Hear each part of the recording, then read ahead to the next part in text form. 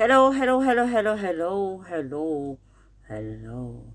Kumusta Pilipinas? Kumusta kayong lahat? San man sulok ng mundo? Malapit na naman ang Pasko. Mhm. Hindi ko alam kung paano ako magsisimula. Kumusta ang inyong mga araw? Kumusta ang inyong kalagayan? Kumusta ang inyong mga buhay? Kumusta? Mabuhay kayong lahat. Mm. Ito yung yung part 2 nito ay yung sa mahalin natin ang ating OFWs. Part 2 ito, part 2. Kasi marami pa ako hindi nasabi kahapon. Doon sa nakikita ko lang, sa mga nakikita ko lang naman, no? Saglit.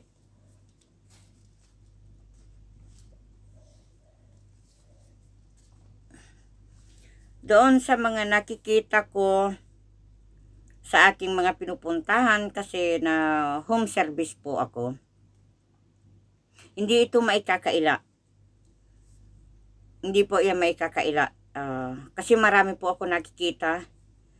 Kaya tulad ng sinabi ko na mahalin natin ang ating mga mahal sa buhay. Lalo na yung mga nasa iba yung dagat. Yung mga yung mahigpitan ang bansa.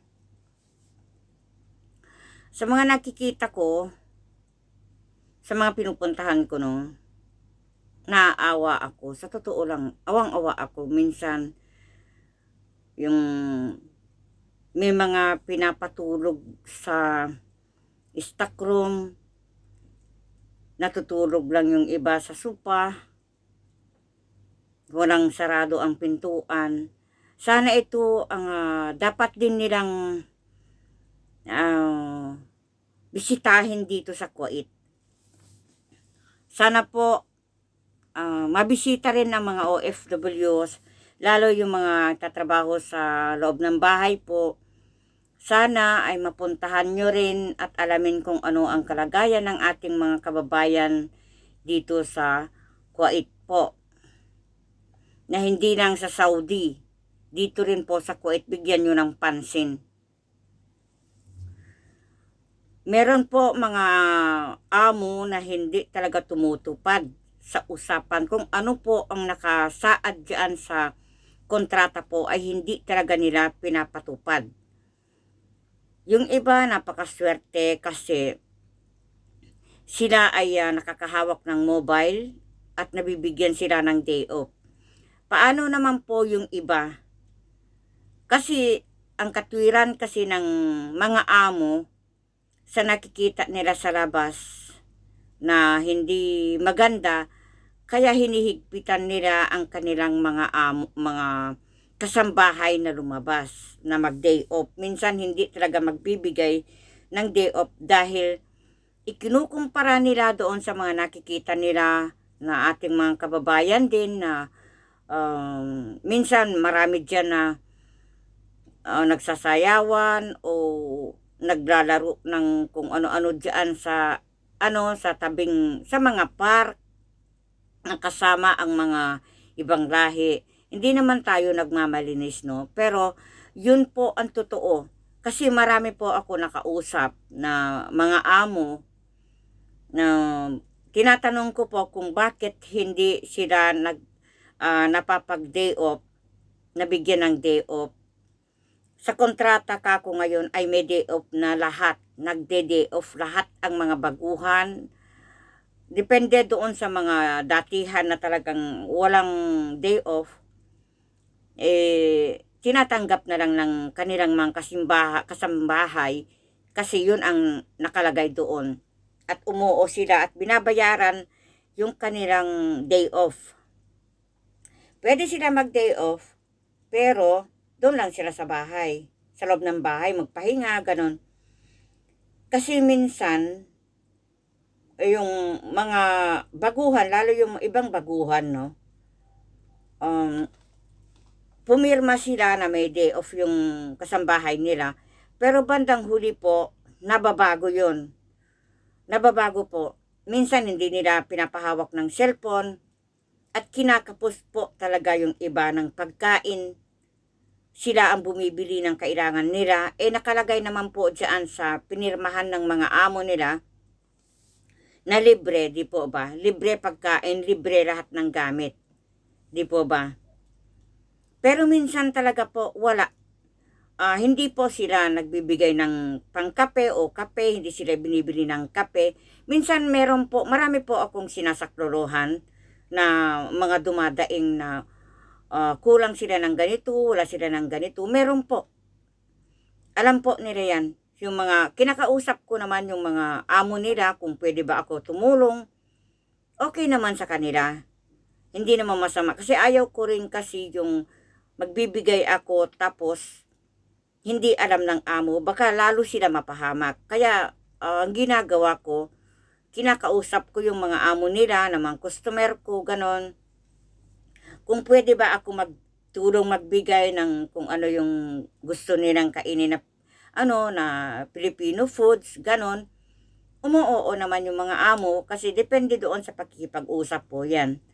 Na hindi po natin pwedeng itago yung pagtulong natin sa kanilang amo. Kailangan po sasabihin natin yun. Kasi pagdating nung ibibigay mo, ikaw na mismo magbubukas doon. Ayain mo yung amo nila na tignan mo kung ano yung binigay ko. Ganun po ginagawa ko. Marami po akong ginaganyan. Hanggang sa minsan yung ibang amo, sila nakusa na nagbibigay kung anong kailangan nila, ganon. Kaya nagpapasalamat din ako doon sa ibang amo na nakakausap ko na binibili na sila ng kung anong gusto nila, ganon. Na hindi katulad nung dati na talagang bawal sila magkape ng agahan, ganon. Magtrabaho muna sila. Kaya sana po, yan po sana ang puntahan din nila dito sa Kuwait. Marami din po talaga nangyayari ng ganyan dito. Marami po. Na hindi lang po dyan sa Saudi ang inyong Sir Bong. Sana po meron din dito sa Kuwait. Marami po tayong mga kasambahay dito na nahihirapan po. At saka yung mga walang day off, hindi binibigyan ng day off. Kahit na nakapirma po sila. Kaya sana maipatupad din dito sa Kuwait para naman sa ating mga kababayan na nasa loob ng bahay para maibsan naman yung kanilang naramdaman. Sana ganun din ang mangyari dito sa Kuwait.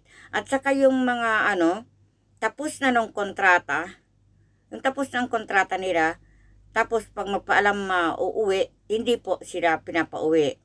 Ngayon, meron din akong kaibigan na po siya, local hire. Nilabas ko siya sa bahay. Binigay ko sa isang yung kinulungan ko siya na lumipat na ganap ng amo. Tapos kinuha naman nung customer ko.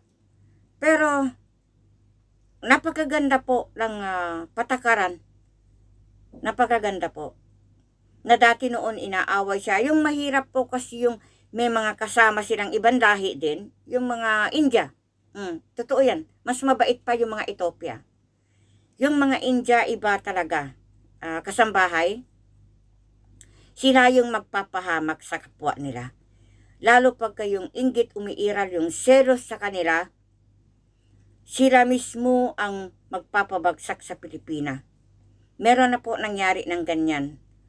Meron na po ako nakausap ng ganyan na nagsumbong sa akin yung Pilipina na pinapahamak siya nung India. Kaya kung mas mabuti pa talaga, Ethiopia ang kasama mo kasi mas may puso po sila. Mas may puso. At saka hindi po sila nagpapahamak. Ipaglalaban ka pa. Yan ang ugali ng mga Ethiopia. Napakaganda po. Na hindi katulad ng iba dyan. Ng iba dyan na sila mismo ang gagawa ng paraan para bumagsak ka sa amo mo. Pero bandang huli, malalaman din niyang ginagawa ng ibang lahi sa kasama nila. Marami pong ganyan dito. Kaya minsan maraming napapahamak kasi dahil yan sa siraan. Minsan may mga kapwang Pilipina, sila pa yung naninira sa kapwa nila, sa kasamahan nila. Huwag naman po sanang ganon, no? Kung Pilipina ang inyong kasama sa loob ng bahay, sana naman ayusin nyo. Kasi kababayan nyo yan kalahi nyo. Walang selosan. Huwag kayong magselos kung ano man yung trato nila sa bawat isa sa inyo. Depende yan po sa pagtatrabaho. Ito ay ipe-Facebook ko ito. Itong live ko na ito. Para sa ganon, yung iba naman, maawa naman kayo sa inyong kababayan.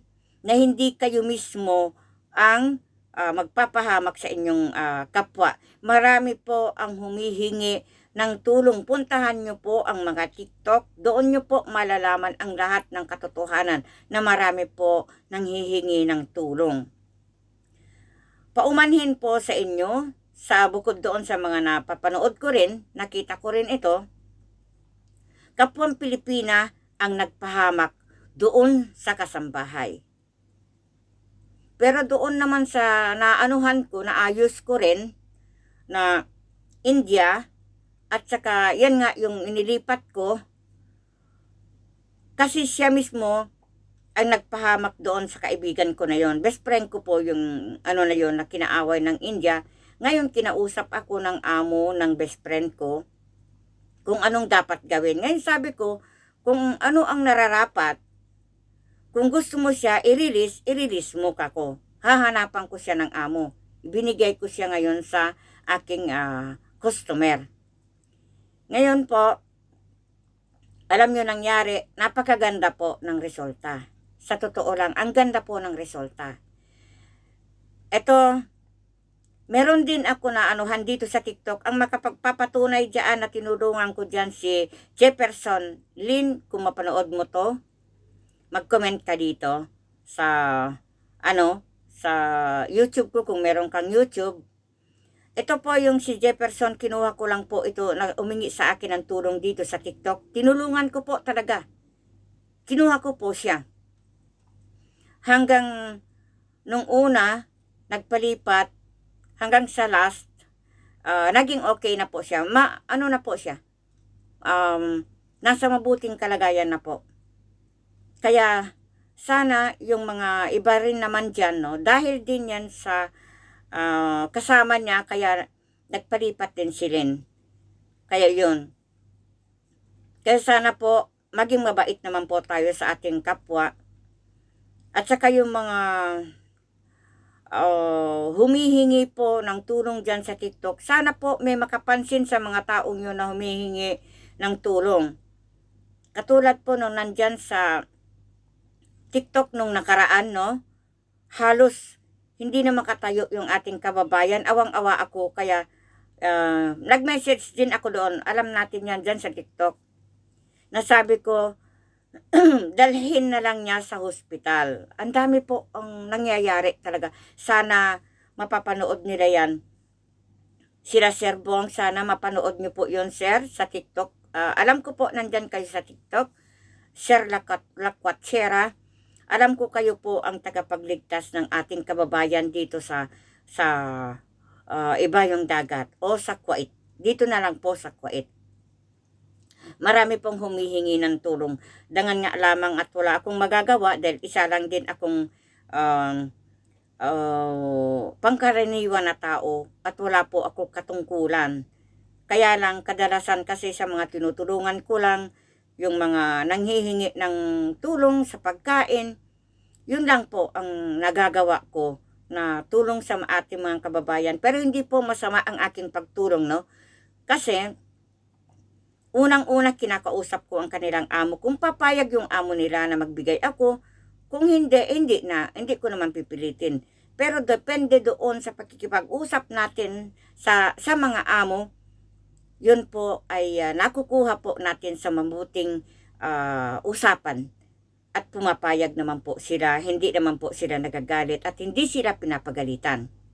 Yun po ang pinakamaganda na paraan kung gusto natin tumulong sa tao, gusto natin tumulong sa mga ating mga kababayan na nasa loob ng bahay. Kausapin po natin ng maayos, lalo pag kilala natin. Pero ako kasi kilala ko yung mga amo nila kasi magiging mga customer ko sila. Kaya yan po, nakakausap ko sila. Nagiging mabuti po ang kanilang kalagayan. Pero doon, nakakatakot po talaga yung napapanood natin dito sa TikTok. Hindi rin natin alam kung totoo ba ito o palabas lang. Hindi po natin alam. Kaya sana po yung mga may katungkulan dyan sa at nakita nyo po kung sino yung humihingi sa inyo ng tulong dyan sa TikTok po. Sana po ay bisitahin nyo. Sana po bigyan nyo ng pansin po dahil marami po dyan sa TikTok ang nanghihingi ng tulong. Natapos na po ako dyan, nakatulong na po ako dyan sa TikTok na si Jefferson nga, si Len. Yun po, nasaklolohan ko na. Pero kayo po sana, tignan nyo po yung mga tao dyan sa TikTok. Yun po, ang ko lang dyan. Kaya, sana po ay mapansin nyo lahat yung mga dumadaing dyan sa TikTok. Pero doon sa, nanalangin po ako nung tinulungan ko yung isang babae dyan sa TikTok. No? Nanalangin po ako na sana ibigay yung hinihiling ng kasambahay na iyon at pumayag ang kanyang amo sa magandang paraan. Kasi sinabihan ko siya noon, wag na wag kang tatakas. Sabi ko, wag kang tatakas. Kasi mapapahamak ka lang. At saka, kayo po na nandyan sa loob ng bahay, wag po kayong tatakas. Kasi, mas mapapahamak po kayo sa labas. Yun lang po ang aking hinihiling din sa inyo na wag kayong tatakas. Kausapin nyo po kung sino ang dapat na kausapin. Yun lang po ang masasabi ko. Kaya maraming salamat po sa mga madadaanan nito. At sana po mabigyan pansin yung mga iba, lalo na yung ating mga kababayan na nasa loob ng bahay po. Sana mabigyan pansin po sila. Maraming salamat po sa inyong lahat. Bye-bye mga anak.